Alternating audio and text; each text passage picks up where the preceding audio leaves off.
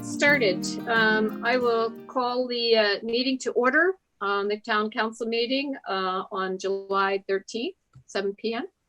I do want to recognize up front for those who have tuned in that council member Bridget Hill-Zayat is not joining us tonight. Her father passed away. Dr. Robert Hill passed away last night after a long battle with cancer. And she has gone, is working her way towards Delaware to be with her family. So our thoughts and prayers are with Bridget as she mourns the loss of her dad. So we will get started. We'll certainly start with a moment of silence, and of course we will add Dr. Hill to our list of those we want to think about in our thoughts and prayers. Council, are there any other? Do you know of anyone to add? Okay. It's difficult to ask those in the audience. You can unmute yourself if you want to add someone. Okay. If we'll just bow our heads for a minute and we'll do a moment of silence. Thank you.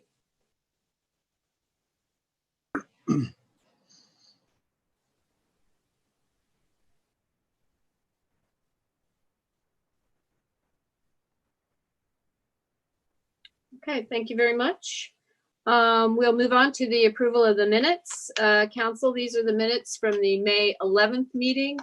Our meeting in June was canceled due to the lack of a quorum. That would have been the June 8th meeting. Bridget was with her father, and Councilmember Rollins decided not to join us that evening, so we did not have a quorum. So we are approving the May 11th minutes. Nate, if you want to, you don't need to vote on this if you don't want to, since you weren't in the May meeting. Connor, Darren, do you have where did Darren go? Others? You want to make a motion? I don't have any changes, so I'll make a motion. Oh, unless Connor has a. Nope. Okay. I'll make a motion to approve the minutes of the May 11th town meeting minutes. Is there a second? Okay, all those in favor? Aye. Okay, abstention? One? Okay, thank you. All right, let's move on to from the mayor and council. I am to acknowledge the audit committee, which consists of Carrie Thompson, Leslie Olson, and chair is Jeff Capron. And then all my papers, I don't have room at home to lay things out as I do at town hall. Here they are. The auditing committee liaisons will continue to be Connor Crimmins and Bridget Hill-Zayat. So, but acknowledging because they will be getting to work as we've closed out the year at the end of June.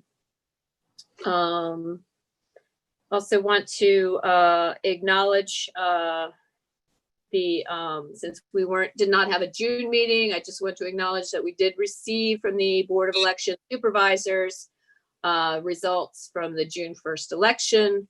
And that came from Spencer Harrell. And so they accepted, and obviously I was elected for the mayor, and Nate Ingalls and Bridget Hill-Zayat were joined us on the council. Bridget was reelected and Nate is new to the council. So congratulations. Okay, number 2, program open space grant. Everybody received the information about that. Susan, I need some assistance on this. We are now in the second phase. It's going to the Board of Public Works in August, and hopefully it'll just be a blanket approval. This is actually funds that every year that we've put away and not used. So the Greenscape Committee has been basically banking the funding that we get every year through program Open Space for this project. And it will pay 75% of the expenditure, and we will pay for 25%, which right now is looking to be about under 13,000. Is that right, Susan? Yes. So, and that includes bricking a brick walk in the Clum-Kennedy Park, which will now make it ADA accessible, as well as the replacing the pergola with one that is actually taller. Right now, if you are over 6 feet, you could probably hit your head on it. So it'll be replacing the pergola and widening the width of the path. Right now, it's mostly mulch, and which gets washed away when it's heavy rain. So so we're looking forward to that. This is a project that Greenscape has been working on for, I would say, 4 years. So we are very anxious to get this one completed. So anyway, any questions on that? Okay. Is there any questions from I have a the question, Tracy. Mhm. No, I was just looking through the actual proposal, and I was just curious. There's a note in there about the vine is going to be maintained and salvaged, right? The vine that's on the pergola. the grapevine? Yeah. So just two quick questions about that. Do you know if that's considered what they mean as transplanted material? Because I was just curious if we're going to be on the hook if they take it off, it dies. Because I think that's excluded from. Oh, you mean whether it dies or does it survive the? Is that the question? Yes. Will we be on the hook for replacing that, or will that be the company that actually does the work? Well, we actually had quite a discussion on whether we even wanted to keep it because it actually has some damage to the trunk over years of probably weed whacking and just because it actually sits in the grass rather than putting it into its own garden space. So we're actually expanding the garden space. I know the Schwab, the woman we were dealing with, she felt like this is not a big deal for them. But they basically will take off the vine and just let it go this way, and they'll prop it up. And then when they build the pergola, they just put it right back over. So it's okay. If it didn't make it, we'd actually make some people on Greenscape happy, and we would just start again. So okay, I thought it was something that was it was a big priority for us to keep it because I didn't know that it was damaged, and because I was just going to make the note that it does say that the transplanted material would not be covered by them if right. warranted, so to say. Correct. And if they're depending on when they do the work, if it's going to be, there's a certain time to do that with preserving a vine. Just wanted to make sure that they do it during the right time of the year, if that is a priority for us. Yeah, well, I think we are understanding of the fact that transplanting of plants always risks being losing them. I know the grapevine will not actually be transplanted. It'll just basically be pushed to this, pulled over and then pulled back. So there would be no transplanting it. So hopefully it'll make it. But there are people on the Greenscape that wouldn't mind if it didn't. So anyway, I see a hand. Joe, if you have a question. Can he be unmuted? Joe Campbell? I'm unmuted. I was wondering if you could clarify just how much the town is going to be on the hook for this project. I believe I said 13,000. Okay, I just wanted to confirm that because I arrived a little bit late to your presentation, Mayor Furman. I just wanted to be sure I knew the number. By the way, that park has been looking really good. I walk my little dog through there regularly, and I'm very impressed with how the town staff is keeping it up, and it's very impressive. So I can see the value and the utility of heightening the pergola. That makes a lot of sense in my view. As a tall person, yeah. Right about that. And nonetheless, 13,000 is not nothing, and so I hope the town council considers it closely in terms of whether this is the best investment time pandemic. Thank you. Okay, thank you. Does anybody else have a question? You can raise your hand regarding either the acknowledgement of the audit committee or the program open space grant.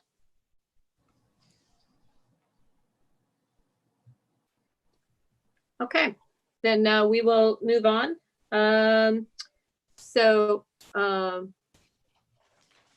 We will move from the town manager and the staff. Matt, you Well, wanna? can I, sorry, Tracy, can I just, is this a time when we would normally sort of give our, little Oh, yeah, updates? sorry. Yes, go ahead. Okay. And I, I don't want to steal your thunder, but should we just sort of connect on this meeting with SHA and MCDOT about the potential narrowing of knolls at Summit? Just Sure. to let people know that at the organizational meeting, we agreed that we should be bringing them, we should convene a meeting with them so that we can understand their reasoning, understand their process for coming to a final decision on it, and be in a position where we can educate members of the public if they ask. Okay, and just to be clear, because I think all members of the council wish to attend this meeting, and in order to get the number of MC.DOT and SHA people that we would like to be on the conference call, we'll do a Zoom meeting, so which would be open to the public. It would be considered a work session, so you would be able to listen, not necessarily ask questions, but so we just want to make that available to anybody who is interested. We will publicize that meeting as open to the public, since the entire council wants to participate in it, and we would be a quorum. So we are required to make that a public meeting. Okay. Yeah. The only other update that I wanted to mention was that Matt had received communication from MCDOT about adding a stop sign to the intersection of Pliers Mill and Summit to make it an all-way stop. And he reached out to you, Tracy, and me. And I decided since it's not really in the town, but we had pushed for pedestrian improvements in that region of town, that we really should try to make sure that the residents of Kengar have an opportunity to be heard about that change.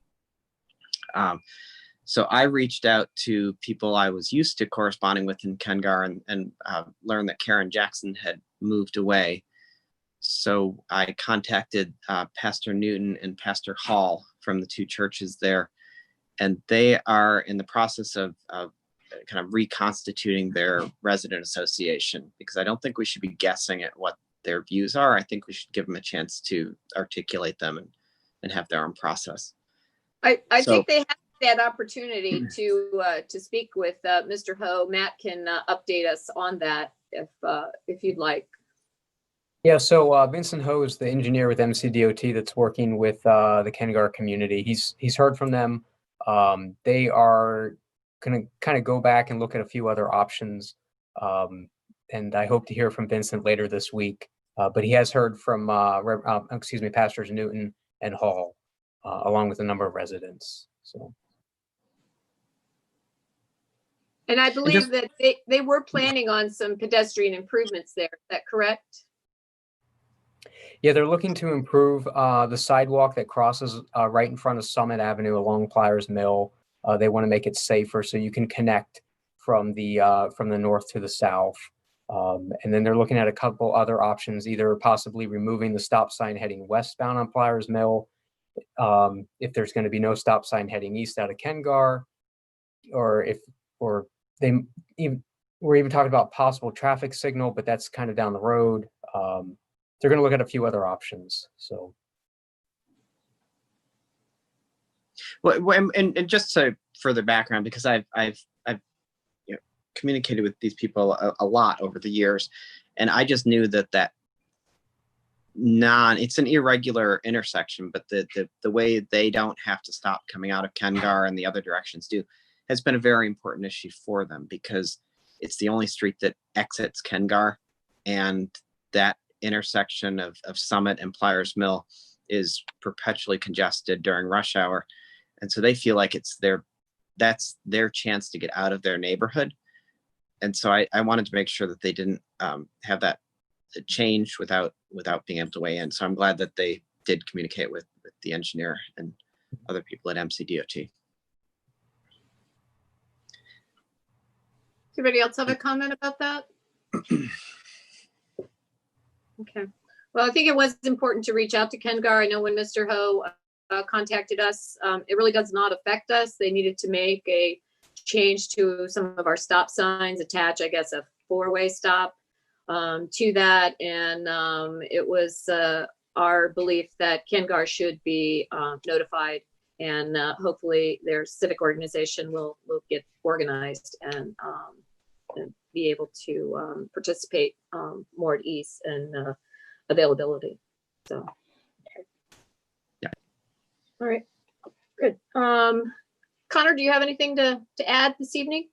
Main thing was talking with Wolson about the construction at along Metropolitan Avenue.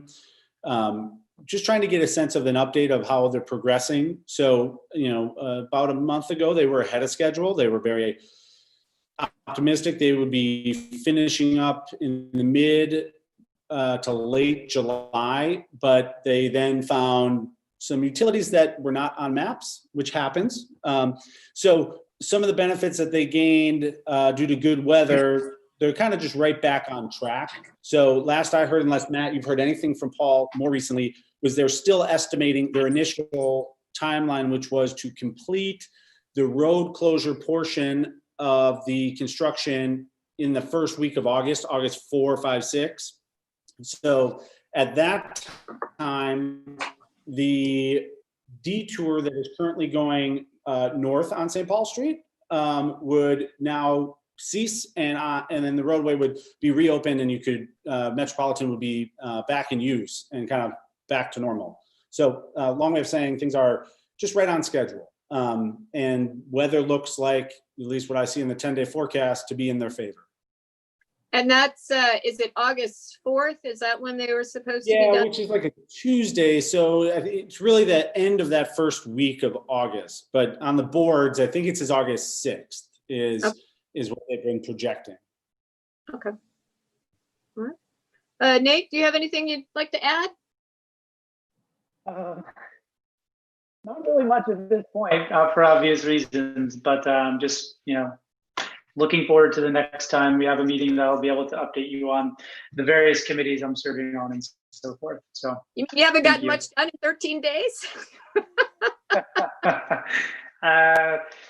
Not so much yet. Yeah. Good. Well, I did swear in both Nate and Bridget and that was great. I think I swore you in on the 2nd of July. And I had gone down to Rockville and got sworn in outside the courthouse and signed the book. So we did get that accomplished. So good. All right. The only thing I'd like to add is I know most of us attended the MML virtual meeting. I think they did a good job as best you can. I think if you've been to the MML summer convention or conference, it's better to be there in person because you get the opportunity to actually network with people. I don't know, did anybody participate in the happy hours or the social virtual? Yeah, only by accident, and only for about 3 minutes. Okay. Yeah, I did not participate in the Maryland Municipal League's summer conference virtual meetings, happy hours, or their social things, but I did attend their the business meeting, the opening, and some of the labs, which were, I think they did a fairly good job considering it was a first time, and I think they did good. So anyway, I definitely got something out of it. It is up on the line, so if there are labs that you missed, you could certainly go back and listen to them. So I did fill out a survey, made a couple of suggestions, and but otherwise, I think it was very good. So okay, I I do also want to mention that I think with the farmers market, we've got it all down now. The participants that come to the farmers market and our vendors kind of have the drill now regarding definitely social distancing and masks. They've had that's done for over a month. Whenever that was in place, we now just set up cones and everybody gets in line, and so we are not having to be there the entire time, which in this hot weather I'm grateful for. So I definitely want to thank Connor and Darren for their participation. We'll be still checking in. Nate, if you want an opportunity to work the farmers market sometime, just helping in the morning, putting out the cones, that would be great. But otherwise, I think we've got it under control. So I'm very pleased, and I think I was really happy about how many people appreciated the fact that we were able to keep it open. So we didn't miss a day, and so that was really good. I also want to take this opportunity for those who were not at the organizational meeting, just to go over the committees. So just starting at the beginning, Audit Committee will continue to be Connor and Bridget. The Board of Election Supervisors, Nate will chair that. Oh, he'll be the liaison for that group. Ethics Commission, Darren Bartram will be the liaison. Montgomery County Public Schools liaison, Nate Engel. Greenscape Committee, myself and Nate Engel will co-chair that committee. Development Review Board, Connor Crimmins will chair. Darren Bartram will be the council member on the committee. And Traffic, Darren Bartram and Bridget Hill-Zayat will co-chair. And then it's not really a committee, but Connor will be continue to assist myself with working with the businesses any way we can to help promote them, especially as they're coming into these different phases. And we want to keep them healthy and in business. We also decided to create a social justice committee, not really part of the town committee group, but something grassroots that the town can help support to get it going. Ann Lichter has agreed to get it started, and then we'll let it go from there, and the town can be helpful in getting helping with Zoom meeting organizations or maybe on-site, things like that. And then the other, Nate is going to work with start with a small group and see if he can build on the bike and pedestrian through town. And he not necessarily be a subcommittee for the traffic committee, but just start the conversation and get some people engaged and see what commitment he can get from there. And he'll just come back to the council as after he meets with people. Is that about right, Nate? Does that sound good? Yeah, I covered it. Thank you. Okay, good. And he's going to put a together. We'll do that for the social justice as well as the bike and pedestrian. We'll do something in the newsletter that'll come out. Deadline is the end of July. It'll be out probably the 1st of August regarding these two groups and how people can get involved. So, or if they're interested, who to contact to do follow-ups. So that was in the organizational meeting. And then Darren Bartram was elected by the council to continue as Mayor Pro Tem. Okay. If there isn't anything else, we'll move to from the town manager and staff. Or Mayor Furman, did you want to mention the elections subcommittee as well? I thought I did at the beginning, didn't I? I think I said I acknowledged. Okay. Yeah, I think he's talking about the subcommittee on the elections. Oh, is that what you're talking about? Mm-hmm. Okay, yeah. Sorry. Yeah, we are going to have a subcommittee of the Board of Election Supervisors, which will consist of Nate will be helping to lead that with the Board of Supervisors, and I've asked Darren to participate in that group since he put together our all by mail balloting this year. And Kendall Watson has also expressed an interest in being part of that committee to see how we could hold our elections going forward. So we're hoping to have a report back before the end of the year so that we could vote on any changes necessary for the town charter particularly. So I know people were very strong about wanting to continue with vote by mail. And there are some people who want to see that that miss the social aspect of voting in person. So can we still keep that? And then there are other issues. If it's an uncontested election, do we need to spend $3,000 on a vote by mail rather than just go ahead and declare the winners, which is what Garrett Park does, but we would have to change our charter. So I'm hoping that the committee, the subcommittee, or the ad hoc committee can make some recommendations to the council. We can have a hearing, and by January have this have a new election plan in place for the town of Kensington. Is there any questions from the council? Any questions from the residents on the Zoom? Okay. All right. Let's move forward. From the mayor, from the town manager and staff. So council's aware that partial portico collapsed last week. So we spoke with Donahoe Construction this morning. They are going to come out and shore up the portico probably in the next day or two. And then they're going to provide pricing to do the repairs hopefully by the end of the week. So we hope to have at least the bottom floor entry open to town hall again by maybe Thursday at the latest, or possibly Friday if things don't go well. So, yeah. Any questions about that?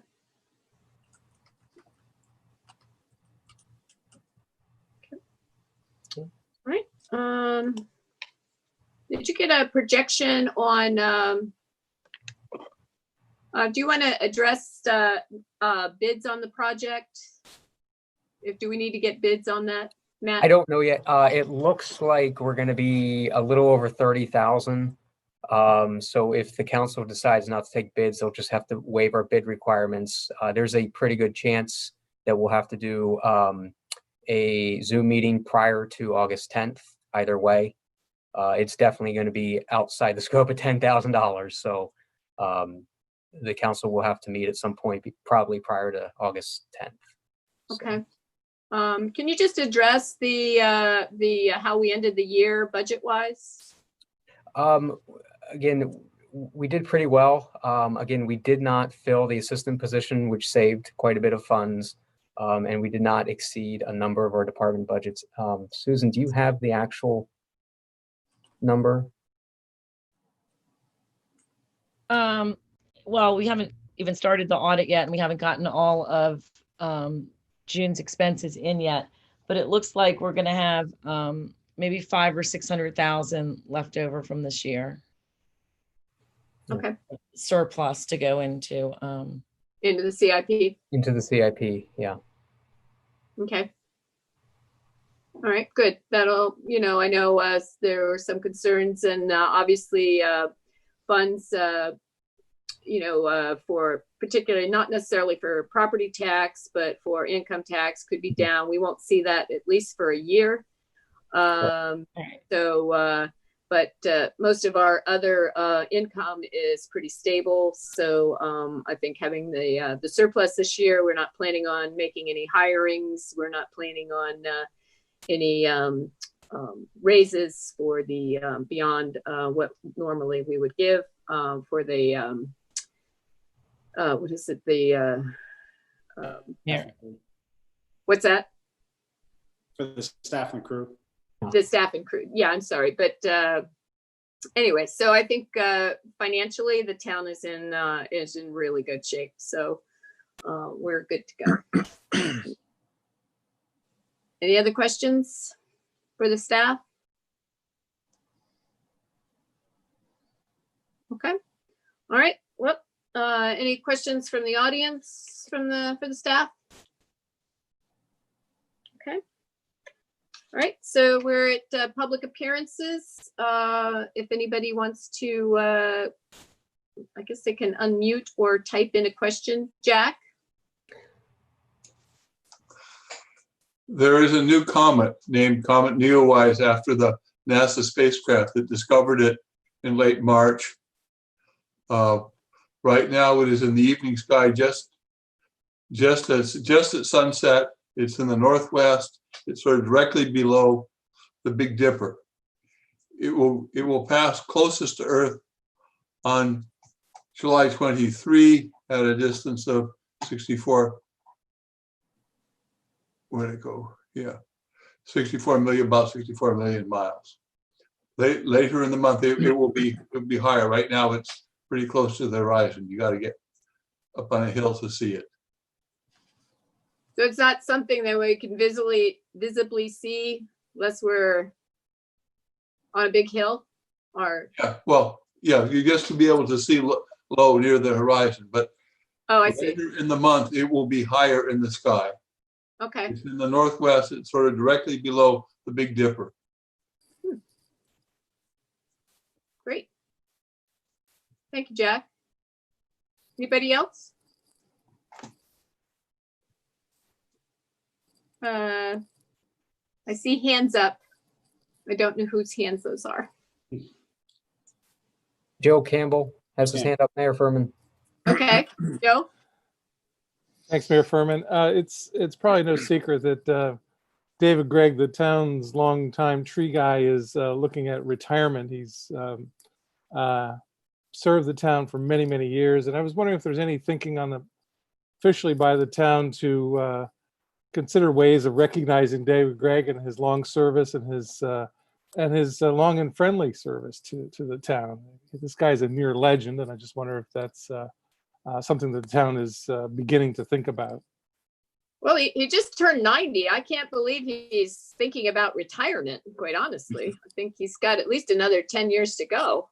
The way, I mean, he's incredible. I just can't, the things he does, I saw him remove a tree branch down on Prospect that came down. And I mean, it's just amazing. I mean, he's just absolutely amazing. And we have kind of chatted about that. And I don't know, where do you get somebody for as a show of thanks, somebody at that time in their life? Mostly they have everything they need, but we'll give it some thought. Thank you. I mean, Joe. you're right. He's amazing, and that goes to the point I was making, that given that long service to the town, some sort of recognition would be appropriate. And I'm sure he's not looking for anything, but Right. nonetheless, you mentioned his age. I don't think that's the only criterion that's driving this recommendation. I mean, No, and I understand that. He's just at that age and still working the way he does is amazing. So. A question, I'm wondering, as the town mayor and council are aware, and the town staff, there's been problems with erosion and sediment control at two houses that are being built on Frederick Avenue. And I'm wondering if there were like 3 episodes of serious erosion runoff within 2 weeks. And I'm wondering if the construction company that's putting those houses up has been fined for its disregard of town regulations on ENS controls. Matt, I know you've discussed that with them. Can you bring us up to date on that, please? Yeah, so there was an initial review by the code enforcement officer with the property. The county actually came out as well, DEP, and issued a violation notice. There has been no fine. They worked within our code. They had 5 days. They got it cleaned up. They are aware that they need to address this. They put up additional barricades. I believe they may have extended the silt fence as well. But our code enforcement officer, Annie, has been in contact with the property owner and developer. So. And didn't the county come out as well and do a couple of inspections? I saw that report online and they kept saying they passed, so. Yeah, there was county DEP got involved at least once that I'm aware of, and they resolved the issue prior to they had a violation notice, but they resolved it before a fine was issued by county DEP as well. So. Okay. I mean, there were three episodes, three major storms that led to serious runoff there on Frederick Avenue. And you would think that maybe one time would be, they would get warned and they would shore up their act after the first occasion. But there was two, and then there was a third. And I know the town staff is aware of this. They've been out there, and I'm just surprised that there wasn't a little more serious repercussions for this repeated violation of town ENS controls. We work within the code. I mean, the code enforcement officer advised them of the regulations. They resolve the issue within what the code allows. We can't find them just because we want to. So Yeah, the code is 5 days for remedy. Is that correct? Yes. Well, there were three separate violations, and that's the point. I mean, it's not just a one-off thing. There were three, and you would think that after one, maybe two, they would recognize that the town is serious about this. But after a third, and no fines for their misconduct, it seems quite generous, actually, in terms of code enforcement.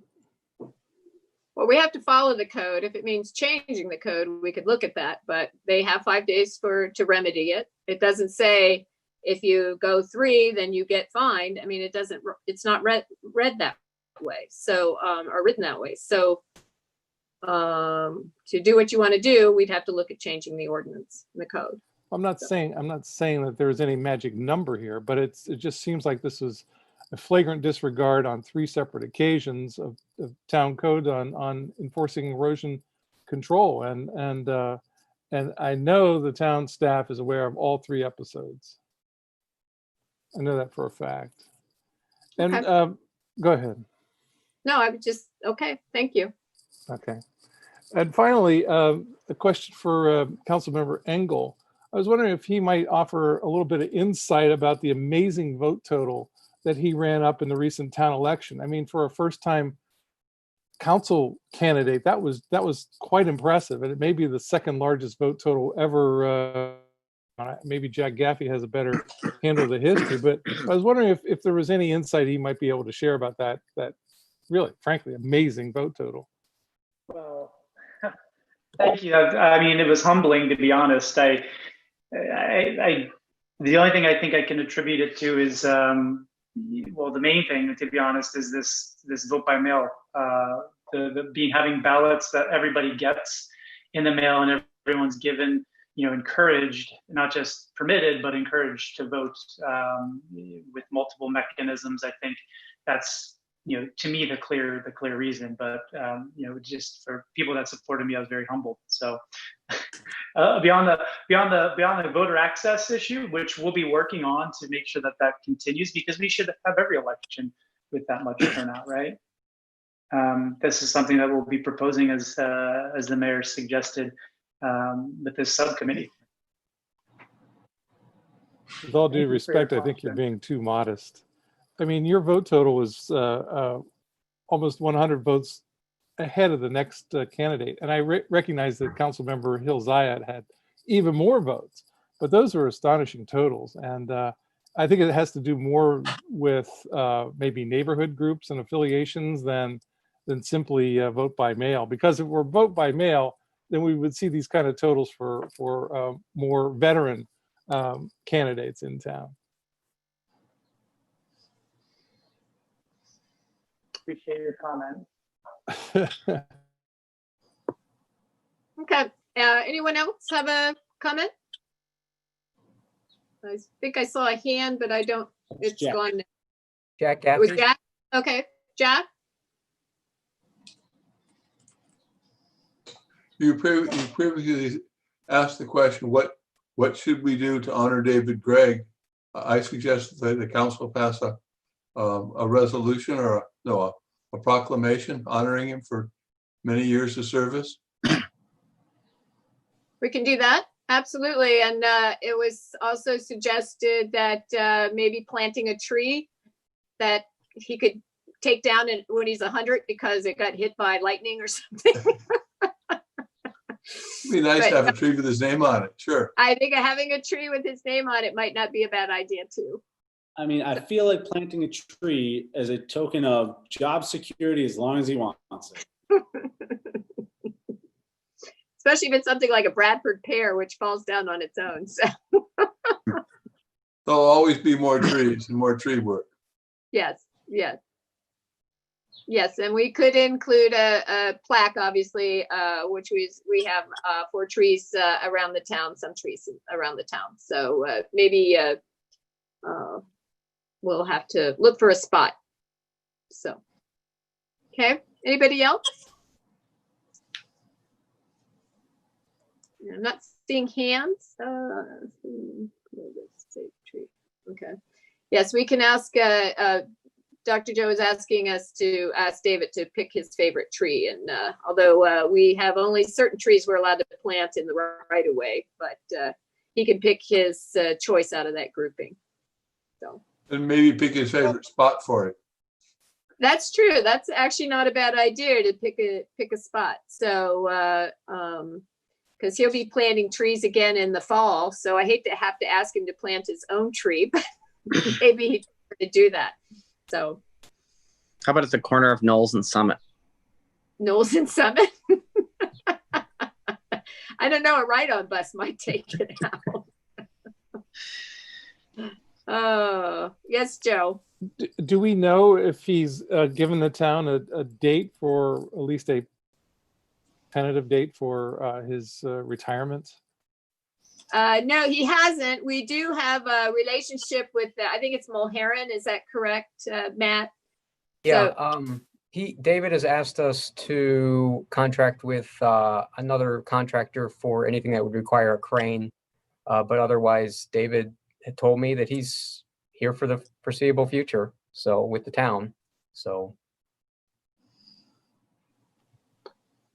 But we are prepared if David decides that he wants to go fishing in retirement. So, but good. All right. Anybody else? Okay. All right. So we will move on to ordinance, resolutions, and regulations. Matt?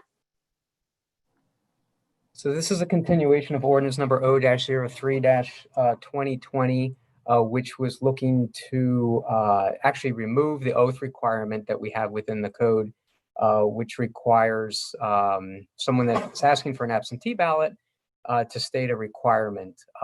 We continued this because the council determined that they'd like to keep an oath and not remove the entire existing language. The council should have received with their council packet what we used for the 2020 town election as an example of what we could use as an oath. Which does not ask for a specific reason for an absentee ballot or any purpose to vote. And the state supersedes us, so the state doesn't ask for a reason. So we basically are just catching up with the state. Is that correct? We need to comply. The state legislature passed a law, I believe it was in 2018, that you cannot ask for a specific reason to obtain an absentee ballot. So this is how the ordinance came about. Okay. I think it's interesting that Governor Hogan had announced that we are going to do in-person voting this year, and you can ask for an absentee ballot if you don't feel safe. So it's interesting the state did not embrace vote by mail, although they'll probably have a good number of absentee ballots requests. So.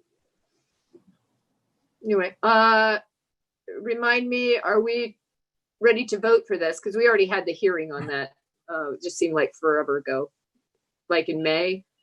Yeah, so we were just the council wanted to continue the conversation to kind of look at what they wanted to do, if they wanted to expand upon the entire ordinance and regulations. If we want to hand this over to the elections committee and start over once they make a decision, but we just need to either table it or vote on it or make a decision. Okay, council, what do you want to do? Do you want to table it and let the board of supervisors, the subcommittee, just deal with the whole thing at once, or just go ahead and adopt it as part of the language now and that part is already taken care of. Don't all speak at once. Yeah, I don't have a strong preference either way, since it is kind of a formality that we have to do this. I'm happy to pass it now, but looking at the example affidavit card that was provided in the package, you know, looking at the election subcommittee that's being formed, the biggest thing is, let's do ourselves a favor and create an affidavit card, which just looks like that could be used for an absentee ballot request, or if we're doing mail-in voting, if that's what's decided out of the election, that we have one card that meets, you know, both purposes. Mhm. And what came Right. out of the 2020 election is that we won an oath. At least this is my understanding from the council when we brought this up in May, is that we do want an oath statement, and this ordinance removes any presence of an oath statement. So Hold on. Because the oath statement is written in with the why I want absentee. So it basically is deleting both. So we would have to put that back into the charter if we wanted to continue with an oath. Because right now we're taking out both. We're taking it all out.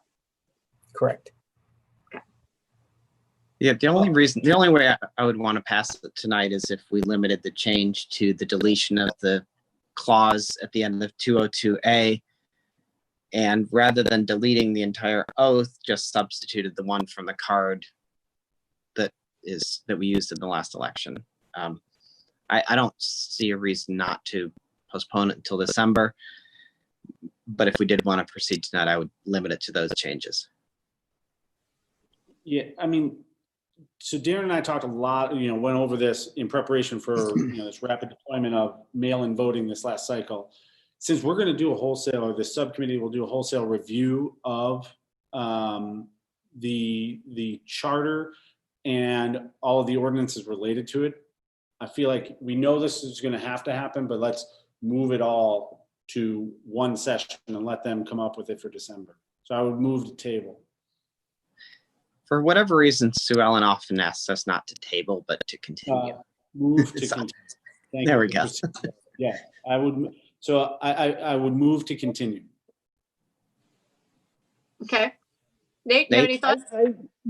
I think I'd be supportive of that. I mean, I guess my only question is, why was it agreed in the first place to strike, you know, to strike the entire portion if we were thinking about wanting to keep the oath? What was the logic there? I believe when we started this, we were not doing vote by mail. So there was no oath. We were all doing it in person, except for the few absentees that we would have. So I think that's what, and then all things changed when we decided to go with, but this just never got, you know, because you have to have a hearing. I mean, you have to introduce it, and then you got to have a hearing. And then, you know, by the time we got to where it was to be voted on, we didn't have a quorum. So it's just been pushed and pushed. And, but if I'm recalling correctly, when we started this, we were not doing vote by mail. Is that correct? So, But Yeah, I think that's generally true. And I think the entire oath sort of just got caught up in the deleting things that required the voter to give a reason. And the entire impetus of this was complying with the 2018 rule or state law, which we're doing anyway. And I think we realized when we did vote by mail, how important the oath was to keep that in. So, yeah. Yeah. I think probably we should just continue. Yeah, I would agree. And then let the Board of Supervisors come up with a new plan. So we don't need to make a motion on that, do we? Or do you want to make a motion to continue? please make a motion to continue. Okay. There's a motion on the floor, Matt. Okay. He's waiting. Is there I'll a second? second it. Okay, all those in favor? Aye. Aye. Okay, thank you very much. All right, geez, is that it? It's only 5 of 8. You guys are good? Anything else you want to bring up that's not on the agenda? One last chance before I call for a motion to adjourn. Okay, can I have a motion to adjourn? Go for it, Nate. I move to adjourn the meeting. Is there a second? Second. All those in favor? Aye. Okay, thank you very much. Our next meeting will be August 10th. We will, however, keep you informed if we have to meet earlier regarding the portico. And of course, we'll let residents know about the Zoom meeting for the with MC.Dot and SHA. Okay. All right. Good night, everybody. Thank you. Thank you. Bye-bye.